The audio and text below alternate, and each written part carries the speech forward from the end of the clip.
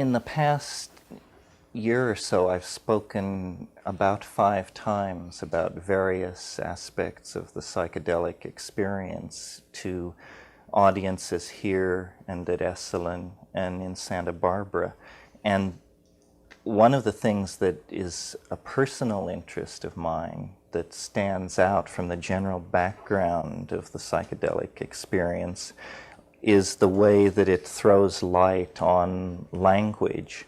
And I discovered that audiences seem fairly responsive to this question, even though it seemed to me at first fairly hard to articulate it and fairly hard to say too much about it. So tonight, to indulge myself and anybody else who has a particular interest in this aspect of it, I want to say more about it and maybe talk for 40 minutes or so and then take questions. And I think it's by talking, it's perhaps a tautology to think that by talking about a linguistic phenomenon or a linguistic problem, you can illuminate it. But I'm interested in how it strikes other people and the kind of dialogue that can be generated by talking about it.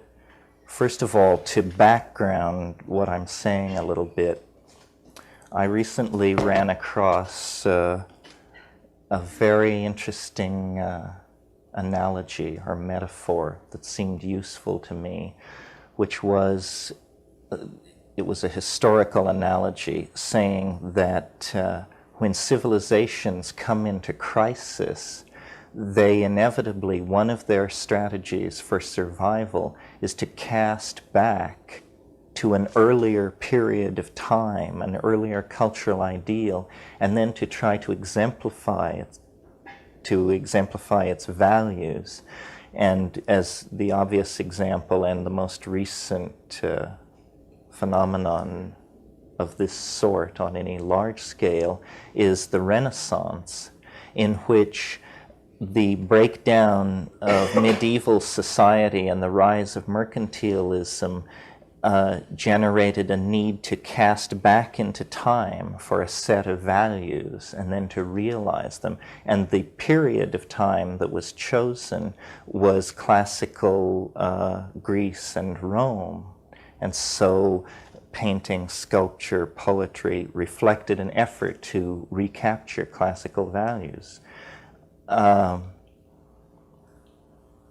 I think is happening in the present, and by the present I mean the whole 20th century, is a similar thing, a similar culture crisis, but on a much grander and more global and more threatening scale, and a casting back for a previous cultural model that whose ideals, if we could realize them, would save our own civilization. The same idea that the Renaissance had about classical Greece. But strangely, the period that we have decided, that we have fastened on without ever making a conscious decision, but as a reflection of decisions made in the mass psyche of the species, the period that we have settled on is the archaic period, which precedes human history. And so Cubism and the things that were done for literature by Joyce and Pound, and the glorification of barbarism and the recovery of the unconscious, first the sexual nature of the unconscious through Freud, later the mass archetypal structure through Jung. In other words, the great movements of the 20th century, even Marxism, can be seen as efforts to recapture prehistoric sacral values. And this process has been going on for 50 years or so, different adumbrations of it at different times. And now, and for the past 10 years or so, the theme of shamanism, the rediscovery of Paleolithic religion, and the rise of the use of hallucinogenic drugs, which were the driving force of Paleolithic religion, has come into the fore. Well, okay, holding that in your mind for a moment, recall Marshall McLuhan's idea that technologies for conveying information shift ratios in the mass psyche and the way that it relates to the world. And he was famous for predicting what he called electronic feudalism. He said that the television screen was more like a page of manuscript than a page of print, and that as the linearity and uniformity and rational assumptions of grammar were transcended in the conveying of information, to be replaced by electronic gestalts that were looked at rather than read, that the ratios between the senses would shift, and that this would have profound effects on art and the history of ideas and this sort of thing. What is happening is that a kind of super McLuhanistic phenomenon is happening, where we are collapsing not into the electronic feudalism that he discussed, but into the electronic tribalism which he discussed. And it is shifting our sensory ratios away from the audio and toward the visual. And this brings me now to my subject, which is the transformations of language under the influence of the psychedelic experience.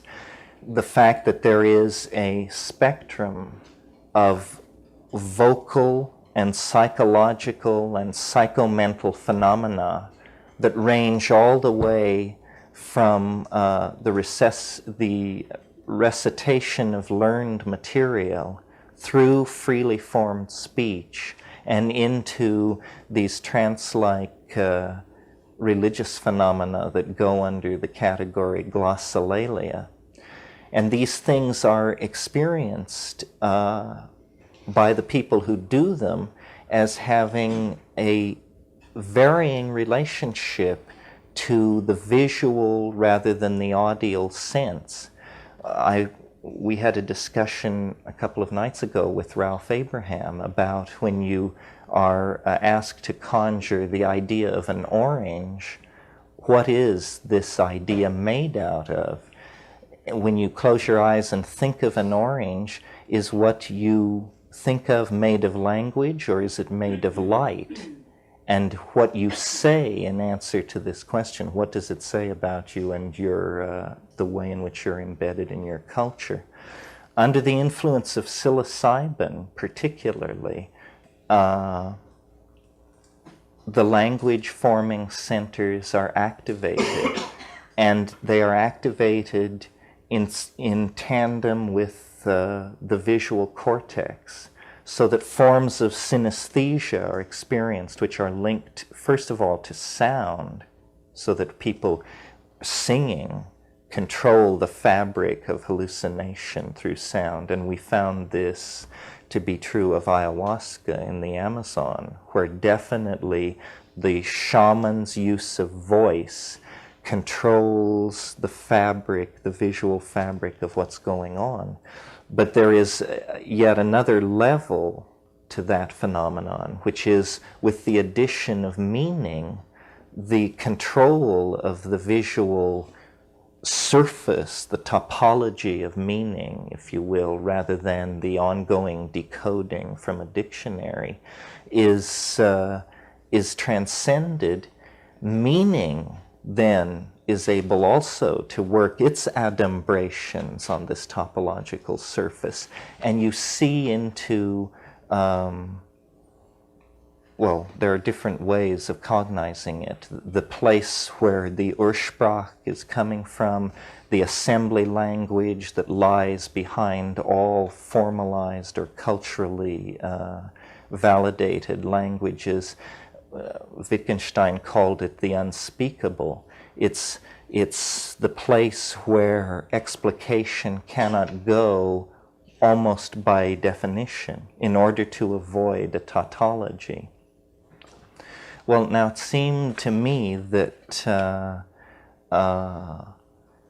the nearness of these tryptamine hallucinogens to normal metabolites of brain chemistry and the fragileness that people like McLuhan and Julian Jaynes have shown to be a part of the way we construct our world. In other words, that it's a delicate balance of chemistry and language and history and these sensory ratios. That given all this, it seemed probable to me that this phenomenon encountered in deep psychedelic experiences with psilocybin actually has a potential historical impact. It is a kind of human ability which is at present submerged in the psyche, contactable only by the shamanic means of journeying into historical hyperspace. In other words, of going into that place where the adumbrations of the future are intense enough that you can have an intimation, at least, of what is to come. And I think this is what is to come, and it is a kind of telepathy, but it's not telepathy as we imagined it to be. When I imagined telepathy, I thought of it as hearing another person think and having them hear you think. This is something where the modality of meaning is shifted out of a common dictionary that is a cultural convention and into a shared visual topology which is examined by both parties, both the speaker who caused this thing to be and the audience who shares the space where this is happening. It's interesting that beta-carbolines, which are used to accentuate the hallucinogenic effect of DMT in these ayahuasca preparations in Amazonas, is very definitely a part of normal human metabolism, brain metabolism.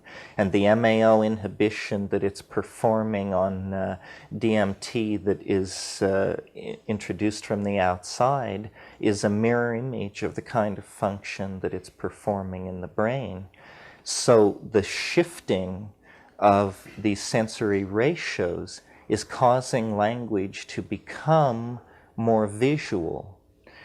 And at this point, I always have to quote Philo Judaeus, who was a first century Alexandrine Jew who talked about the logos. And I have made analogies between the phenomenon I'm describing and the logos. But in the critical quote, what he said was that a more perfect logos was possible, and that it would be a phenomenon which would pass from the modality of being heard to the modality of being beheld without ever crossing through a quantized point of transition where you could say it was one, now it is the other.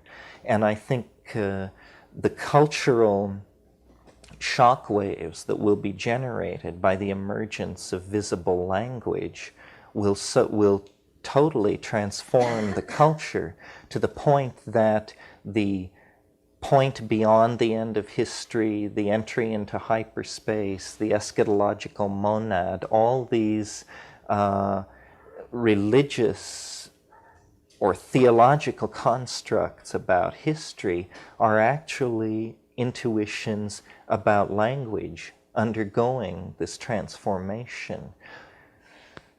Now, several things about this transformation. It's obviously not something which the culture is doing as a decision. It isn't like home computers and cable TV. It isn't being brought on as an information utility. It's something which is being imposed from outside. And I think it is, I'm sure most of you are familiar with the Gaia hypothesis of homeostatic regulation of the environment of the earth through the interaction of all life acting as a single organism. Well, it obviously regulates trigger species such as we are part of this homeostatic method of regulation. And I think the gradual evolution of language is actually the gradual lifting of the veil that is imposed between ourselves and meaning by the planetary ecology. In other words, the forward thrust of history is actually regulated by the ecology, and it is regulated through control of the evolution of language, because what you cannot think, you cannot do, and where you cannot imagine, you cannot steer your culture and go. So I'm proposing on one level that hallucinogens be thought of as human macro, almost social pheromones that regulate the rate at which language develops and therefore regulate the evolution of human culture generally. Now, one final thought about all this. It seems clear to me, and I've mentioned it in the other lectures, that the evolution, that another aspect of what psychedelics are doing and an aspect of what's happening to the culture generally is its transformation into a space-faring species, and that the momentum for this has been building for millennia. It is not something that was decided in the 1950s. It is in fact what we're all about. I looked at a book recently by Terry Wilson about Brian Geisen called Here to Go. And he asked the question, what are we here for? And he answers himself, we're here to go. And I think there's great truth in that, especially in the current historical moment where it's clear that man as a species and the planet as a unified ecosystem have become antagonistic to each other. And this is not unusual in nature. In fact, it's a phenomenon that occurs between a mother and a fetus. When the fetus comes to term, when the birth is imminent, it must happen. Otherwise, the survival of both parties is threatened, even though the birth trauma for the mother and the child represents one of the major crises that they will face in their sojourn in existence. Nevertheless, it is inevitable and necessary, and if it comes off correctly, why, it's to the good of everyone. Where psychedelics comes together with that is that it is going to require a transformation of human language and understanding to stop the momentum of the historical process, to halt nuclear proliferation, germ warfare, infantile 19th century politics, all these things. It cannot be accomplished through a frontal assault upon it by political means. And the I Ching says, you never confront evil directly, because when it is named, it sharpens its weapons and it learns to defend itself. So what is called for is this sideways attack through hyperspace. God forbid, I think it was Tim Leary who said we should become ecological secret agents. Is that what I'm concluding? Maybe. Anyway, the transformation of language is, I think, the signal that this archaic that this nostalgia for the archaic world is coming to a head, and that this is its culmination. This is the peculiar thing that we all sense is coming, that we can't quite imagine, that is synthetic yet natural, that is obvious yet hidden.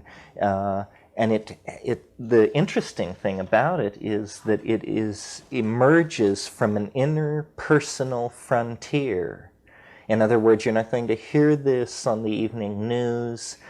The president is not going to explain it to you. The Secretary General of the UN isn't going to explain it to you. You are only going to advance into understanding this phenomena to the degree that you apply yourself to your being, to attention to being, to reflection on reflection, to attention on attention. And then it will become clear. And because it is a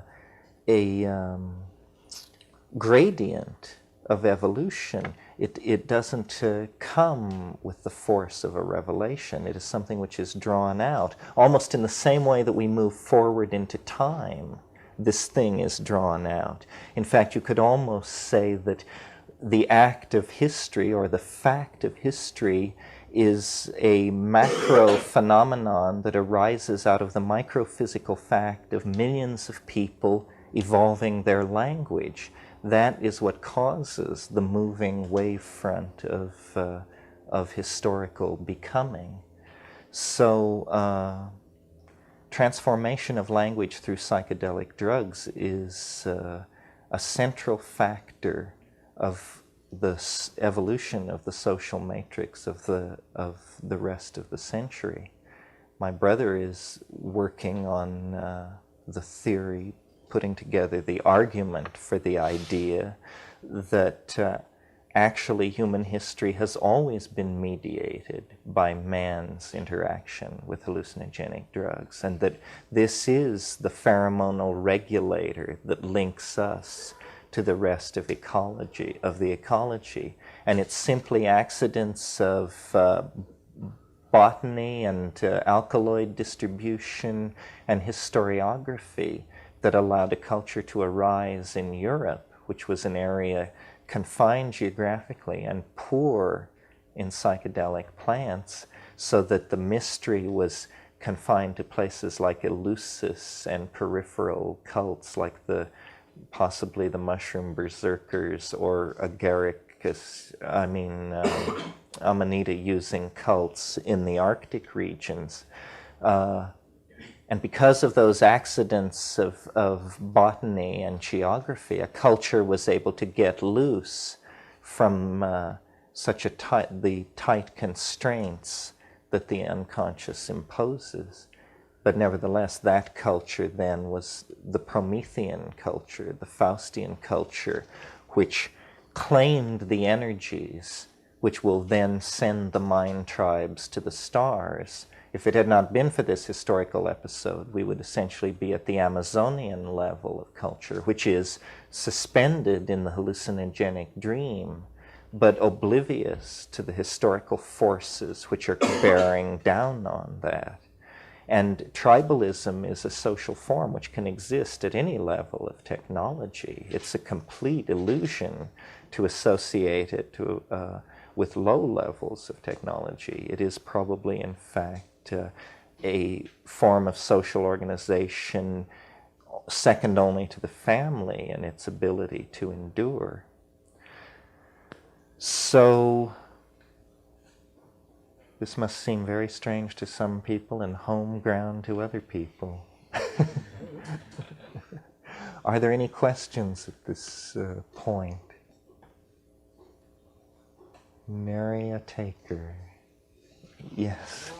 Yeah, that last generalization sounded real broad. Maybe you could expand on how tribalism is a social form that can exist at any technological level. Well, I think it's an attitude toward genes and property and information. The institutional, hierarchically structured societies that we associate with our own culture, which I assume we define consciously or unconsciously as somehow the superior culture, is just inherited from tribal organization, but with a need to abstract the leadership quality so that control could function over wide areas. But electronics actually is, the entire human community is enclosed in a light second of travel. So the globalism is real. I mean, when I first read McLuhan, it seemed to me very true, but a thin voice crying in the wilderness. It was hard to see if out of all the trends working in society, that was how it would come to be. But it certainly seems to be so. I think, it's as H.G. Wells said, history is a race between education and disaster. And I think, that education was losing that race until electronics came along. And now I would probably be optimistic. I think that there is a global commonality of understanding coming into being, and it is not necessarily fostered by institutions. For instance, the invention of the microchip, which makes possible the personal computer, it was actually thought to be a mistake. It was not fast enough for the Defense Department purposes that it was engineered, that the research project that produced it was aiming for. And they produced instead this weird thing which they couldn't imagine what to do with because it was too slow for any military or industrial application. But someone realized, that it was just fine for human beings, and that it would shift the pieces around on the board in the war between freedom and oligarchy and human individuality and all these forces which seek to oppress it. So I don't believe that the historical process is under the control of any of the many institutions that would wish to control it. The break between nature and man has been overstressed, I think, and that we should realize, that we are very strange, but you can find very odd adaptations at many levels. And when you look at the global ecology, you see that there must be a species like us, or otherwise it would mean that evolution gives up at the planetary level, that somehow when it encounters the edge of the atmosphere, it just says, okay, well, that's it. If the star goes, we all go, and there's no way around that. But actually, the obvious way around that is a technical species, a minded species that will open a hole using energy and understanding through which everything could escape if it had to, because as the data flows back from these probes moving out through the solar system and beyond, it turns out that the 19th century intuition of catastrophism was very correct, that the universe is in fact a very turbulent place, and that you only have to open your time window a little bit, to like 100,000 years, for the probability of very turbulent events that a global ecosystem would react to, and strategies have to be evolved. I mean, Francis Crick has come out with his belief, the panspermia idea, that life actually evolves in a deep space environment and is conveyed then to planetary environments where it can adapt and evolve evolutionary strategies by cometary material. At one point, we suggested that Stropharia cubensis, the psilocybin mushroom, was actually an intelligent species whose whose strategy of evolutionary advance was the spore which could actually go into a kind of suspended animation for hundreds of thousands, millions of years, and by that means radiate through the galaxy over very long periods of time. And that seemed like a very radical idea at the time. We hypothesized that spore liberation by an agaricus on the planetary surface, then through Brownian motion and accumulation of global charge on the surface of the spore, that there would be a small number of these tending to percolate out of any given atmosphere. And given the enormous amounts of spores that are released, you could make an argument for this kind of evolutionary strategy. But Crick, who discovered DNA, makes a much wilder hypothesis, which is that you don't even require a planetary ecosystem for DNA and life chemistry to evolve, that it can evolve in ultra-cold regimens in interstellar space and then be conveyed to various planetary chemical regimens where it can respond and grow. And all of these things, life, which we know from the rock that is dug out of the South African chert, you can date back to at least 3.5 billion years. That's longer than the life of 40% of the stars in the universe.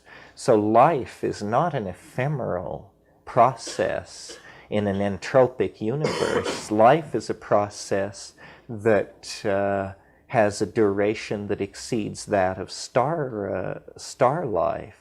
And life's strategy for running against the second law of thermodynamics and expanding and conserving ordered structure over vast periods of time is a strategy of encoding information and retaining it. In other words, languages. And these languages, which are abstract systems of notation that can be laid onto nucleotides or coconuts or scratches on clay or whatever, allow the conserving of complexity. And the cross into visible language that I see as the culmination of human historical culture is a similar advance into this information self-expression of the magnitude similar to the generation of epigenetic information. In other words, the first writing, the first notation. That represented a break with genetic information that allowed then culture and memory and self-reflection. Visible language will allow a similar forward thrust deeper into human becoming, but it is also part of the phenomenon of leaving the planet and being anticipated now in these psychedelic drug states, because as we continue to insist on exploring the archaic through drugs and music and archaeology and the whole thrust of 20th century self-explication, I think we're going to find that this was the basis of the Ur-shamanism. This is what magic is. It's being able to speak in a voice which makes things happen, being able to speak in a voice which causes facts to be beheld by groups of people in a way that has been purged from profane language, for us relegated to poetry and that sort of thing. Would this kind of visual or beheld language have any basic structural units to it, like an alphabet? Or would it be something so abstract that you couldn't resolve that basic? Well, you know, people had to look at language probably 15,000 years before Noam Chomsky was able to write down the 15 rules of transformational grammar. There may be some a pixel or an alphabet or a reducible unit to it. It doesn't seem like that. It seems like, well, no, maybe topology, that we could imagine that René Thom's catastrophes, of which there are 7, good in 3 dimensions. But as you add dimensions to any system, the number of these potential catastrophes increases. And Ralph Abraham has described a number of the hyperdimensional catastrophe states. Perhaps it could eventually be recognized as a grammar of catastrophe flow, where it changes first into one thing, then into another. What you're asking basically is, what is the meaning of meaning? Or put another way, does language eventually become somehow a mirror of mathematics? And I don't know, it would take a lot more analysis than I have done. I think describing this stuff is at the level of sailing up jungle rivers and sticking to the broad rivers and noting that, at 3 p.m. you passed a river mouth flowing in. It was 1.5 miles wide, and you don't know where it was coming from or how many 1,000 square miles it was draining, and you just put a note on your map to return someday and ascend it. In other words, there's this archaic area of the mind. It's going to take a long time to explicate it. By the time we have assimilated our recontact with the archaic, there will be colonies on Alpha Centauri. There will be thinking machines. There will be transdimensional vehicles and out-of-body consciousness via electronics. All these things will arise out of are grappling with an understanding of this shift in the sensory ratios that will essentially return modern man to the age of miracles. And though we won't put it that way, but we will privately experience it that way. I mean, that's what psychedelic drugs are. We don't put it that way, but we all who have been through it, privately experience it as a miracle. Comment on something that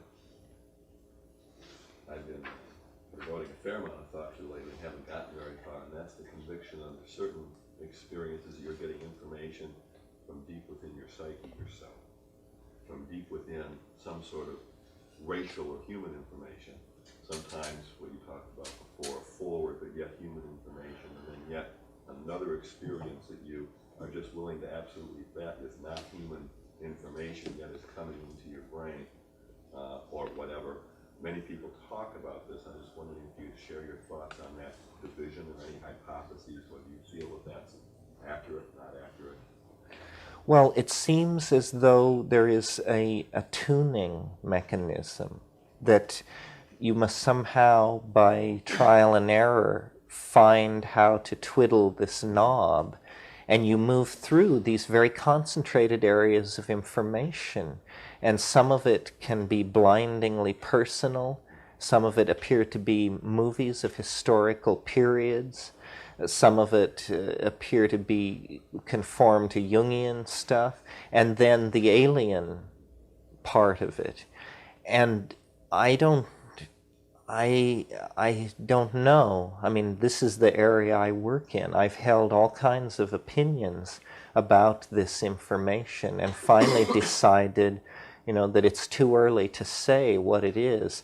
There's a school of New Age, or I don't know exactly how to put it, but the Seth books and that the Ilse Schwaller de Lubitz and these people, where it's just nobody asks any hard questions. It's just, oh, you're channeling a being from Arcturus and they're laying the law down. Fascinating. What are they saying? Well, that's interesting what they're saying, but more interesting is trying to actually work up close to the mechanics involved in this channeling. And I'm very skeptical, and yet it hasn't stopped me at all from doing it. I mean, I talk to them, but I don't give away the barn or the cow. I just try to engage in dialogue. And, you know, some traditions are very blasé about this sort of thing. Buddhism, for instance, Vajrayana, it's just, oh yes, many worlds, many beings, all kinds of beings on every level, and you have to learn to deal with them.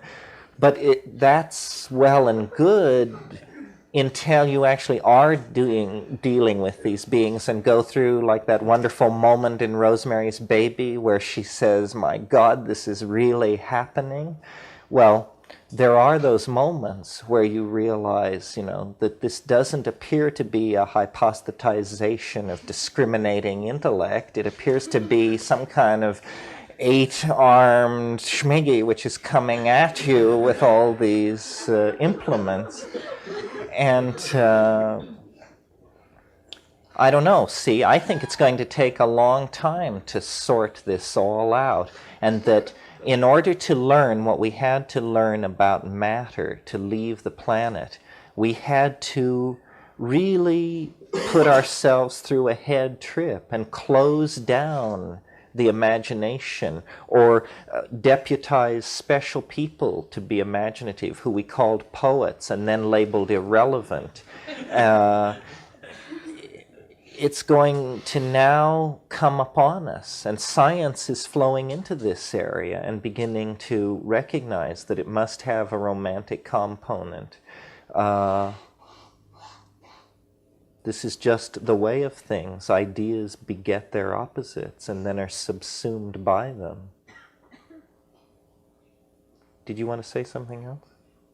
No. Anyone?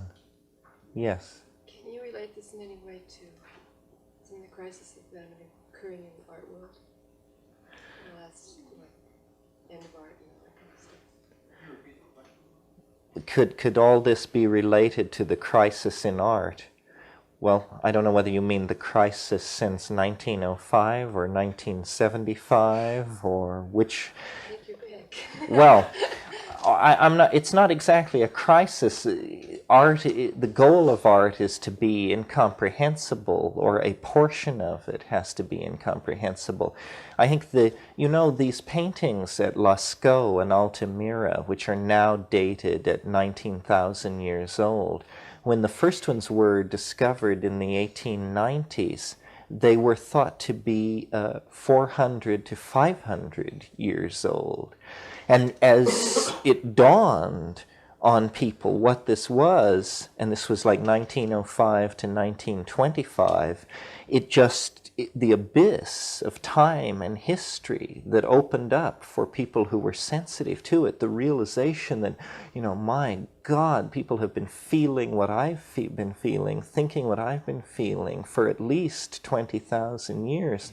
And this impacted on Picasso, it impacted on Miro, it impacted on Klee, it impacted on Marcel Duchamp, all of these people. And much of the bad boy antics of modern art is actually, it's when you bring a primitive home to dinner.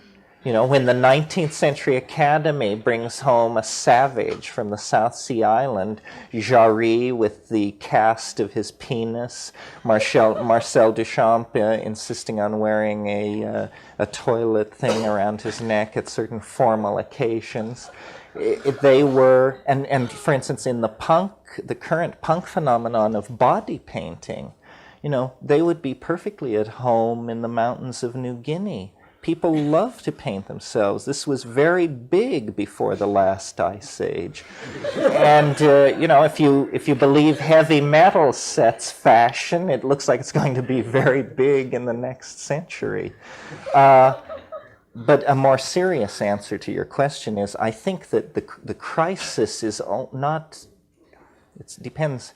It's a crisis, it's an opportunity. What it is that art is becoming eschatological.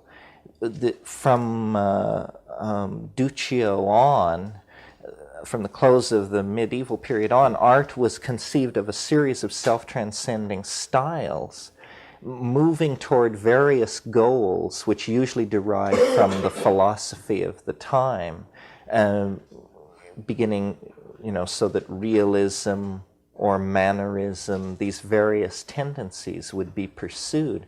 What's happened in the 20th century with the legitimizing of experience and the legitimizing of experiment and the destruction of the patronage system in the academy is that everything happens. I mean, there are people painting in New York today in the style of Jan van Eyck and making a living at it.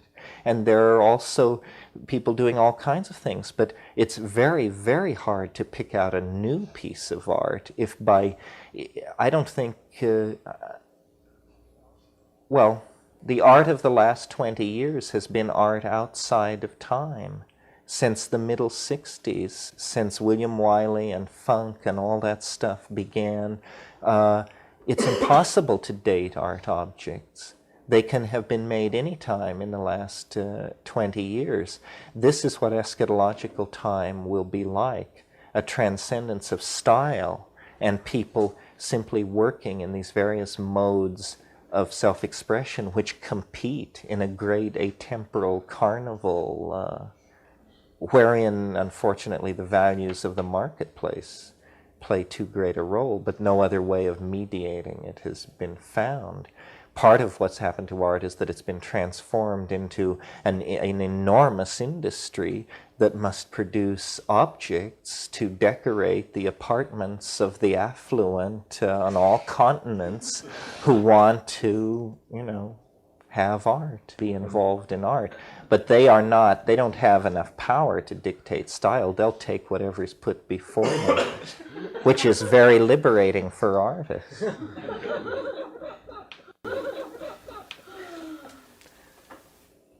Did that get it? Anybody else have anything on their mind? Not a soul. Yes, Mark. Talk about language as information structures. But you could also think of personality structure, that with which the witness consciousness identifies with, as an information structure too. Where do you draw the line between language that is beheld as something other and language that is, or that those information structures which are part of the identity experiencing? Well, you're asking what is the difference between self and other? Yeah. Well, in terms of language. What you're asking is, how do you know you're not talking to yourself? Yeah. Well, that's a very tricky question. I'm surprised that in 3,000 years of philosophizing, somebody hasn't figured out a nifty way to always tell this. It would make a marvelous short story, some little litmus test that you could perform. Pretty much you have to go on intuition. Of course, what you always say is, I can't possibly know what I'm being told, therefore it isn't myself. But that's a very naive view of the psyche. On the other hand, when that reaches excruciating proportions, there's a tendency to abandon sophistication and just believe in it anyway. But this thing about the shifting boundary between self and other is very tricky. When I first smoked DMT, for instance, I saw an absolute break between self and alien. I was myself and they were the aliens. But then, over years of working out with it and seeing how it comes on with psilocybin, where instead of forming up over 40 seconds or so, it comes together over a half an hour or 40 minutes, and you have to breathe and you have to ease it in.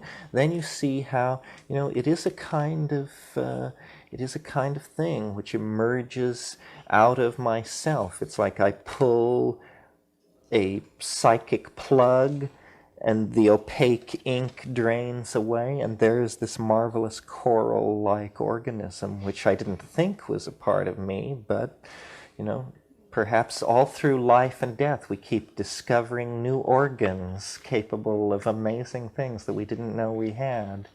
And but I don't know. I don't think you can ask a single person to know. I think this is the question that shamanism deals with. And not all, it's a mystery, it's a mystery. Not only is the other the self, but is the other God? Is the other the species mind of the planet? Is the other a genus loci, a kind of God, but a local force of some sort? I mean, these are wonderful questions to entertain when they have immediacy. I mean, this is what people did before history, was religion was their job, and they worked at it very hard. But I'm not sure there are ever answers. More and more recently, I've always known this on some level. I think about when I was about 16 or so, I realized it and briefly pursued it and never returned to it. But I think that Taoism, if I had to pick an ontological vision that was compatible with what I think these drugs are about and with what I think is trying to happen, I would pick Taoism for the following reasons. It's the only mystical tradition I know of, possibly with the exception of shamanism, but shamanism doesn't really reflect on this. It's the only mystical tradition I know of that is not anti-scientific. It has no hostility to science. It is highly experimental. It's about compounding drugs with fungi and minerals and doing strange things on the side of fog-swept mountains and looking into your head and looking into your head and looking into your head and trying to refine description. And it is open-ended. And it is it is ecologically sensitive. It is sensitive to it is not at all antagonistic to drugs. In fact, on the subject of drugs, it's extremely straightforward and practical. Its stated goal is to compound the ninefold elixir of immortality.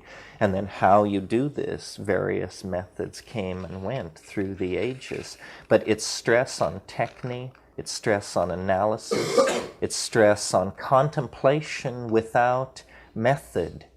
In fact, its general antagonism toward method.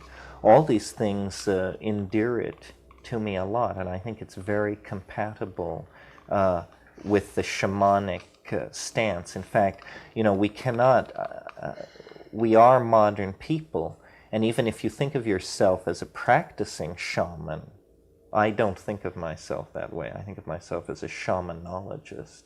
But even if you think of yourself as a practicing shaman, you have to weld it to later traditions that answer more sophisticated questions that were posed later in historical time. And Taoism would be an excellent vehicle for that, I think. Yeah. Hindu mythology, there's reference to state of being dissolved in the absolute, which is one without a second. Is that in any way coincident with the end of human coming? You see struggles. Could you repeat that, please? Yes, in the Hindu mythology, there's reference to a state of being dissolved into the absolute, or being one without a second, not defined by any past historical reference. Is that in any way coincident with what you're talking about?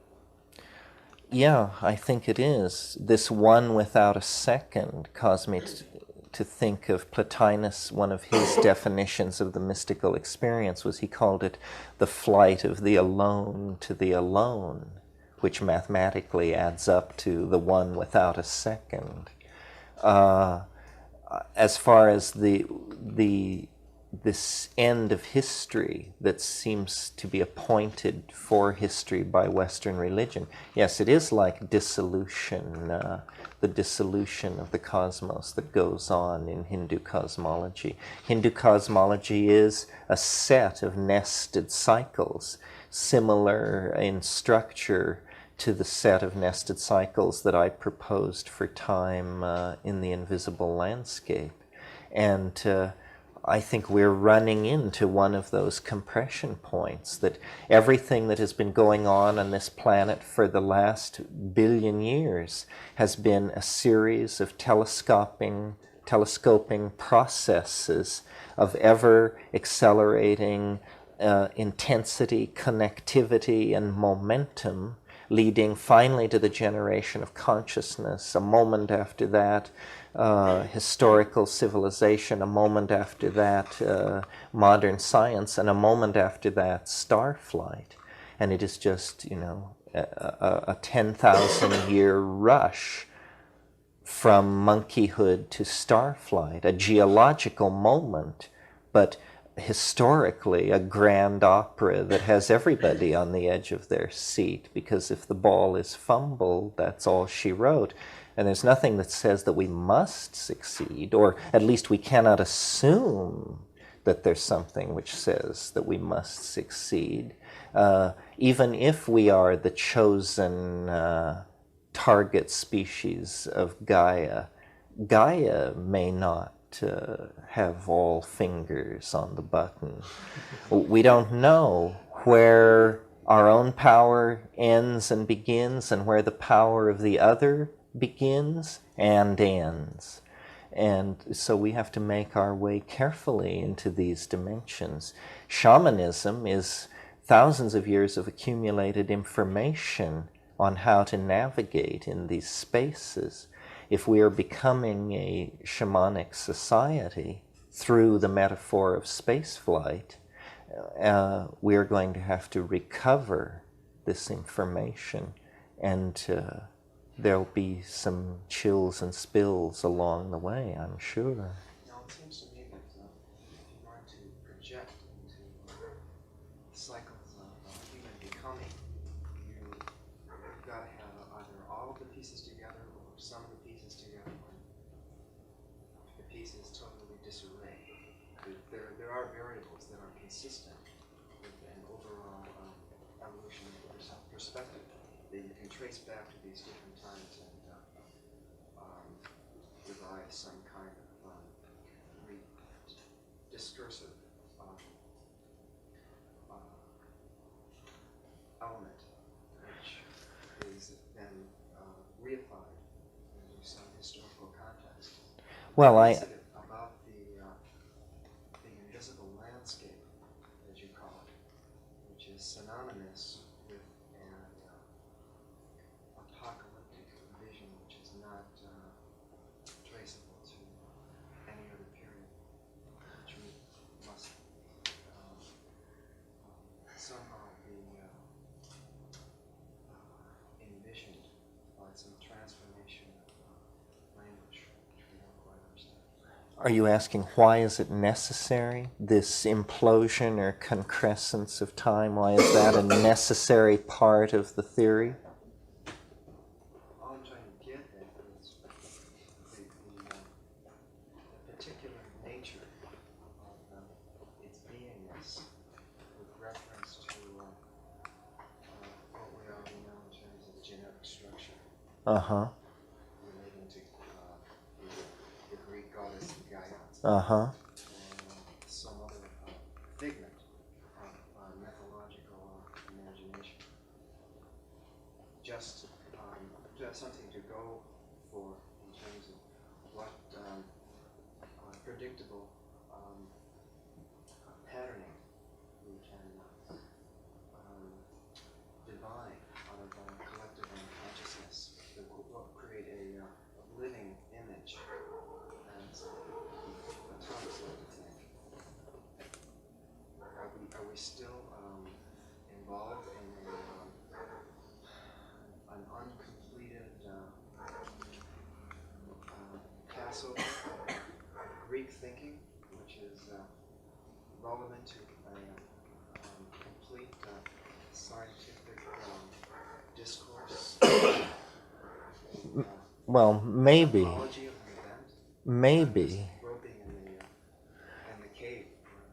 I mean, what I tend to, which is not a popular way to resolve all this, is to lean on Whitehead, who took the idea that physical laws were not invariant over long periods of time, that there were actually what he called epochs, and that a law was invariant within the duration of an epoch, but that at the end of an epoch, these laws changed. And this was not metaphorical. It wasn't like the Hindu world ages. It was to be taken seriously in terms of physics. And he said that it was perhaps the ending of certain epochs which allowed, for instance, you could visualize it this way, that when the temperature in the early universe dropped to such a level that instead of only atomic chemistry being possible, molecular bonds could now form because the general threshold energy had dropped below the bond strength. Well, then this is a change of epoch. Suddenly, an entirely new ontological aspect of matter is revealed. It can molecularize itself. It can be molecular as well as being atomic. At one point in your question, you said, does everything hang together, or does everything overlap, or is it in pieces and apart? I think that it all hangs together, that it's nested, that the idea that physics is precise and invariant, and psychology is probabilistic and statistical and large, and that free will exists on one level but not on the other, is not clearly thought out. And that what is actually happening is that every level's self-experience of itself contains a degree of freedom. And this is pure Whitehead, this isn't me. And then so that we can't say that some things obey the invariant principles of physics and some things obey the chaotic probabilistic principles of sociology.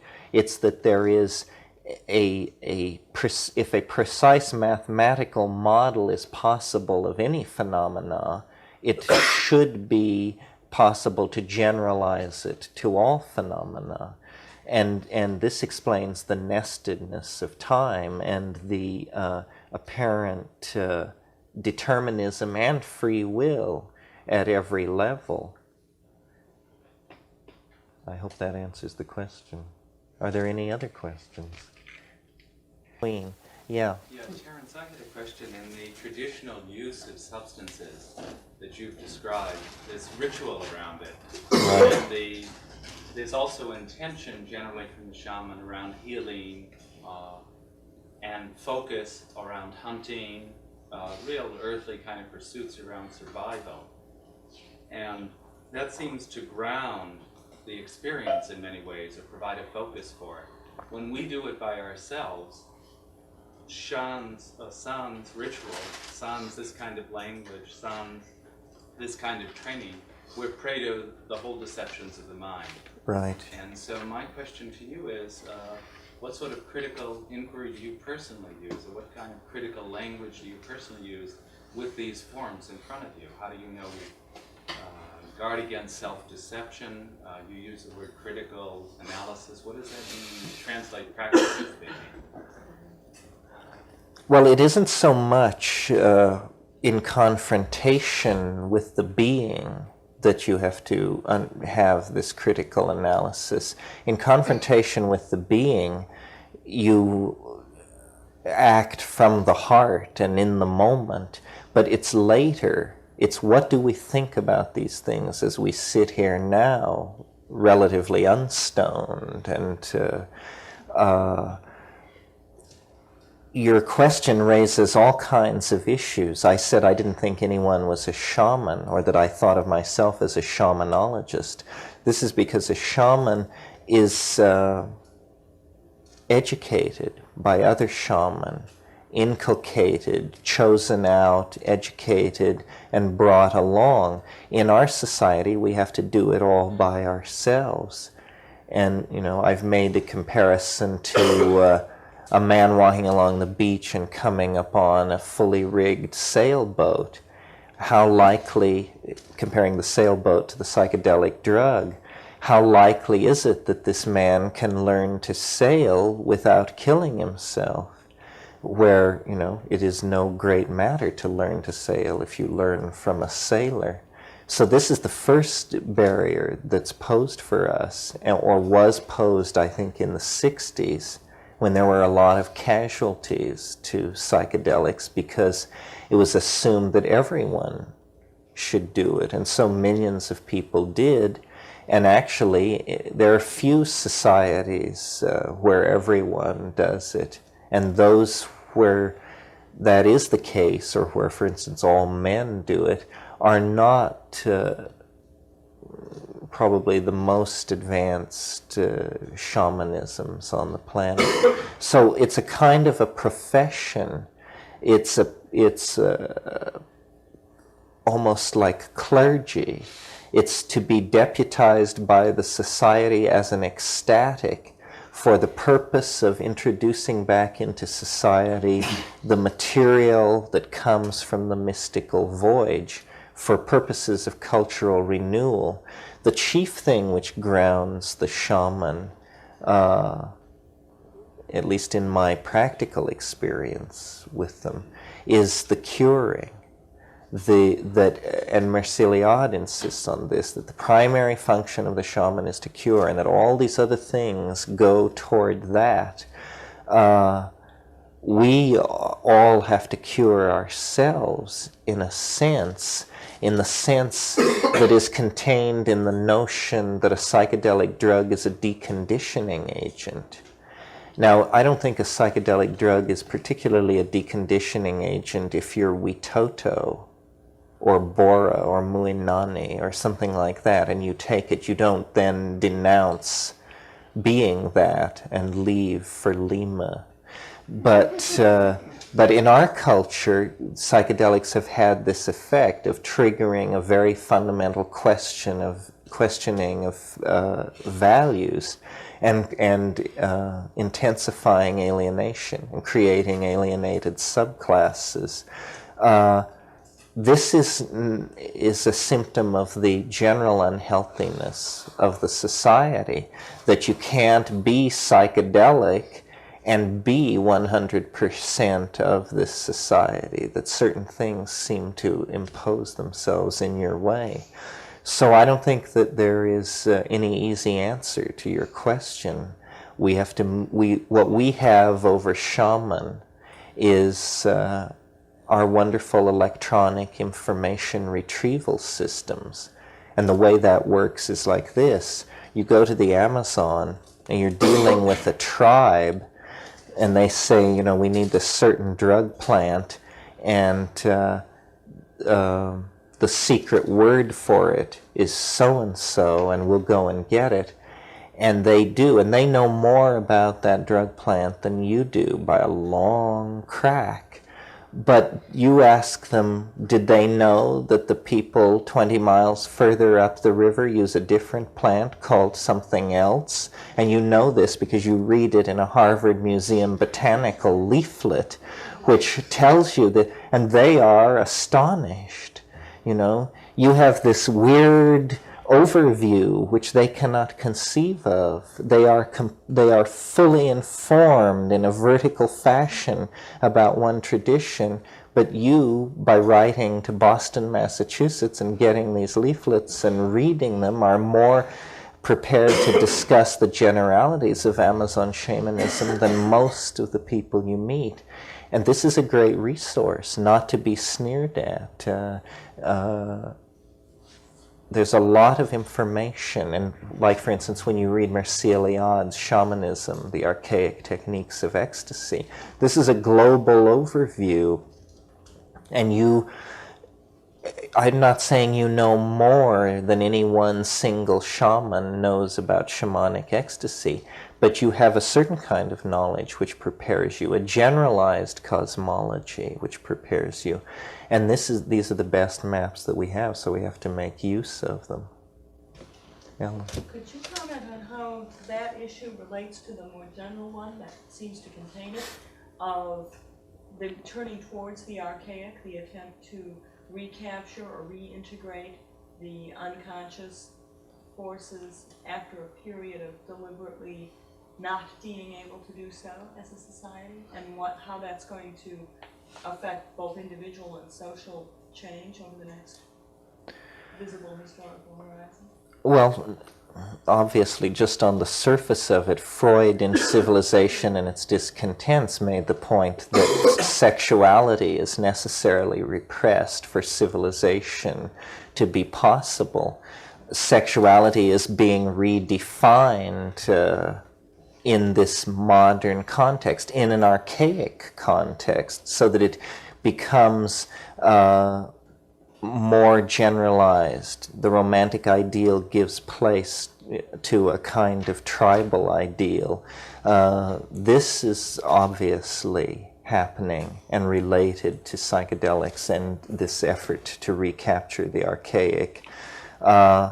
That's probably the major impact that it will have, because we have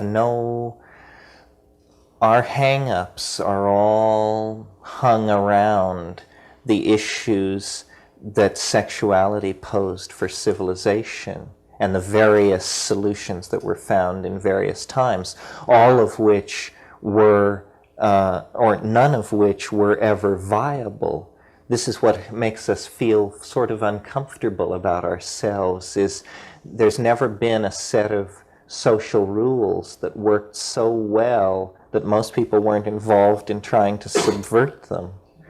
And, what does that say about us and the 10,000-year endeavor we've been involved in? But I see that giving way to a more natural order. In other words, many constraints have been placed upon us. We have accepted many constraints. We've accepted a kind of wounding. The myth of the fall is a statement about our feelings, about ourselves, that we had to go into history to recover something which had been lost, that had been ours in the beginning, but that we fumbled away. And then we had to descend into history and recover it. And it is this Edenic innocence and the adumbrations that it will create at all levels of society. Yeah. Yeah, if I just briefly go back to what the gentleman brought up, just throw out a suggestion of something that we found very useful in the last couple of years in our endeavors, is to view something as a series and to vary quite radically the dosage of the substance that you're using to, while you are sending off the Harvard, or while you are reading the Serialiad, or while you are contemplating large pictures of the cave painting, whether that be straight or at relatively low doses, to try to get some sort of control over manipulation of the images, the thoughts, some second level of understanding, building up to what by the, if you refer to it as the Timothy Leary initials on the rock, is a very, very high dose, usually of more than one substance, since we found that single substances tend to be very revolving door. And then, in effect, an after debriefing of relatively low doses to, in effect, meditate on what you saw under those circumstances. The buddy system helps a hell of a lot too, but those two combined we found to keep us out of both a lot of trouble and also allow us to explore things that would prima facie you dismiss as, you finally wake out and you're just not going to look at that anymore. You can pose a ritual structure without using old or predetermined rituals. You can quite literally make them up out of your own mind, out of your own consciousness, and use that to structure the experiment. Singing is a ritual act that automatically sets up its own rules and can be initiated at any time without hardly moving a muscle.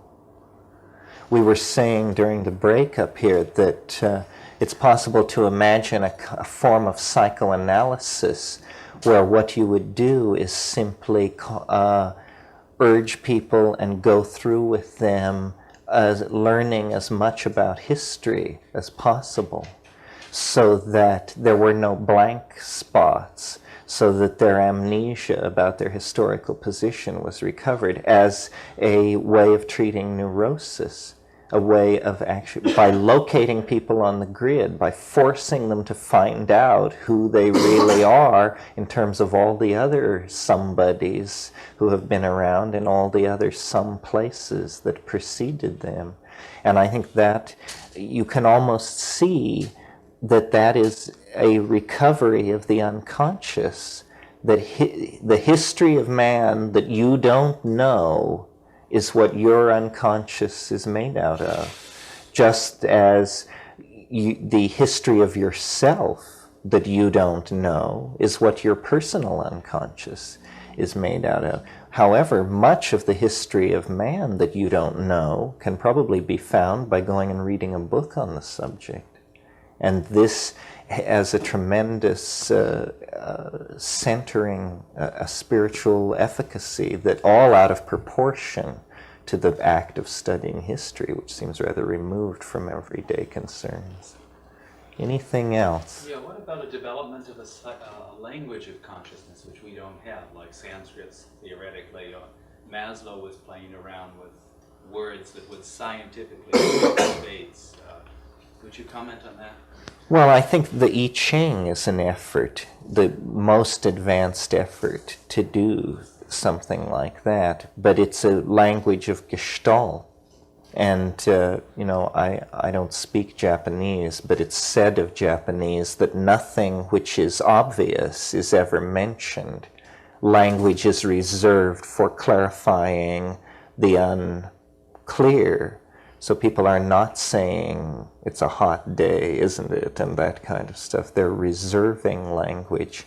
The other possibility is, that the visual language is this, and that as more and more of it is experienced and done, it will be realized. It is the visual language, I'm not sure I stressed this evening, but it is perhaps non-translatable into English because it is a language of emotion, where emotion is seen to be as subtle a spectrum of integrated gradients of meaning as, or integrated gradients of combination as meaning has. So that there isn't, love, hate, disgust, and something else, but in fact an infinitude of emotional states that can be triggered by vocal sound. And in a way, of course, I'm simply describing singing, wordless singing, except that I'm describing how that can rise to an ontologically different level and become so emotive that you understand very subtle differentiations of emotion. I noticed when we were in the Amazon taking ayahuasca with these people, and they would sing these 1,000-year-old songs, and you would get to the place where you had the absolute conviction that you understood, because you could stand off from your mind and say, the speed at which I'm going through emotional changes over what I'm hearing must mean that I understand what I'm hearing. Because if I didn't understand it, I would just have a certain generalized emotion about it. But it is changing my interior state so rapidly that it is like the experience of understanding. That's the only thing it can be compared to. Yeah. Could you elaborate more on the effect of the ayahuasca and in combination with stripidensis that you mentioned in visible landscapes, the effect of altering the DNA, and when you mentioned the histone blocks? Yes, well, the core chemical idea in the invisible landscape, for those of you who haven't read it, is that it is possible, or it was hypothesized that it was possible to use sound to cause hallucinogenic drug molecules that were present in the nucleus of neurons, having arrived there through axioplasmic transport from the synapse, to cause them to occupy bond sites in DNA, the bond sites specifically which lie between the nucleotides, and the molecular dimensions and everything are correct for this to be possible. In fact, it's been shown in vitro that certain hallucinogens do preferentially bond into DNA in very elegant experiments in which DNA was exposed to hallucinogenic drug molecules and then centrifuged and shown that its specific gravity had increased by precisely the molecular weight of the drug molecule, and no other compounds were present. So there is an affinity for bonding with the DNA on the part of these drug molecules. We hypothesized that the general psychedelic experience, the common psychedelic experience, is simply these things displacing normal neurotransmitters such as serotonin at the synapse, undergoing axioplasmic transport to the nucleus, intercalating, which is the technical term for this kind of bonding, intercalating into the nuclear material there and shifting the electron spin resonance of the generalized electron spin resonance signature of the molecule, so that millions of cells having this happen to them are amplified into a higher cortical experience, which is the hallucinogenic experience.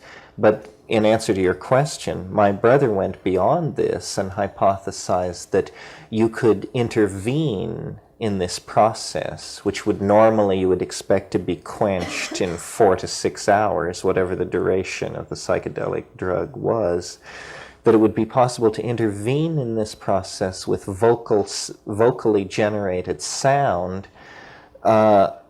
generated in such a way that of these millions of molecules in these bond states, a very few of them would be oriented in space toward the incoming wavefront of sound in such a way that they would be canceled, that they would undergo the kind of harmonic canceling that happens when you sound a note on the cello and then quench the string you've sounded and you hear the overtones above, in octaves above and below it. And he felt that this could be done with the human voice and performed an experiment to test this idea, which seemed to indicate that it was possible, or at least that some bizarre drug synergy was prolonged and triggered by vocal sound. And we have never proceeded into this any further. It would be easy to do so. You would get square wave generators and oscillating systems, and you would try to tune into this sound because it's a very specific sound. Now, it sounds at first preposterous that quantum acoustically mediated quantum mechanical chemical changes could be controlled by the voice. But you have to remember, populations of millions of molecules are involved, only a very few of which have to fulfill the complete set of special conditions that would allow this situation to arise. And also, it isn't generally realized at what level the human perceptual apparatus operates in relationship to quantum mechanical events. For instance, a single photon can be registered by the human eye. I'm sure some of you who had chemistry sets when you were children, they threw in a little thing called a spinthariscope, which was nothing more than a closed tube with a little lens in the end, and at the other end a speck of radium on the end of a pin, and then a phosphorus screen behind it. You would sit in a dark room for 10 minutes and then look into the spinthariscope, and you would see flashes of light coming out of the phosphorus screen at the end of it. Those flashes of light were single photons being released from the phosphorus matrix by the impact of decaying hard radiation from the radium. In a similar vein, a single molecule bumping against the tympanic membrane of the human ear can be distinguished, and they've done this in very elegant experimental situations. So actually the human sensory apparatus, for what a continuous picture of the world it gives us, is under experimental conditions shown to be rather closer to portraying the quantum mechanical nature of reality than we might expect. So I don't think it's, on the face of it, preposterous that there could be technologies of vocal sound and control of physiological states of oneself and other people through the controlled use of sound. After all, if you are of the brain theory of consciousness and believe that every thought that we think is accompanied by chemical changes, the breaking and forming of chemical bonds, well, that means that as I speak to you, my voice, if you understand me, or maybe if you even don't understand me, is going through a continuing process of generating and breaking down hundreds of compounds as your brain takes on a configuration somewhat analogous to the configuration of my brain at the moment of speaking. This is what communication must be seen to be by people who have a hard brain theory of consciousness. What if you don't know anything about any of this? Well, then you're probably in better shape than all of us. You should go to the side of Cold Mountain and compound mushrooms and draw cold water from a well and thank lucky stars that that's the situation you find yourself in. In other words, knowledge or verbal facility is no proof of knowing what you're talking about. It's just verbal facility. No, I think the Taoist thing, I'm coming more and more to it, to see that it's its open-endedness, its insistence on humor, it's not grinding a bunch of dogmatic knives. And now I'm talking about the cultural ideal of Taoism. Taoism became secularized and, played power politics at various times in the history of China, just like the other Chinese religions. But its ideal remained the psychedelic ideal, I think. And it's basically a dropped out ideal. It isn't that you should return to the court and take up the counsel of the king and try to save his ass. It's that, someone else can take care of that. But these Taoist immortals became strange people. I mean, they were fleetingly glimpsed from the road, running naked in the woods as people passed to and fro. And knowledge, I have said this before, made the analogy between understanding and gravity, that, as something becomes gravitationally more and more dense, it eventually is so dense that light can't leave it. No information can leave it. It's said to be a black hole. It has curved space around itself and no information can leave it. I think as you advance on the path toward enlightenment, it becomes harder and harder for people to understand you. And when you finally achieve enlightenment, you can't say anything at all. And anything you say must be misunderstood. That's the proof that you're enlightened. If you're a perfect black hole, you must be incomprehensible. No information must leave you. So if you understood anything I said tonight, it's a perfect proof that I'm far from enlightened. But thank you for coming anyway. Maybe on that note, we should knock off.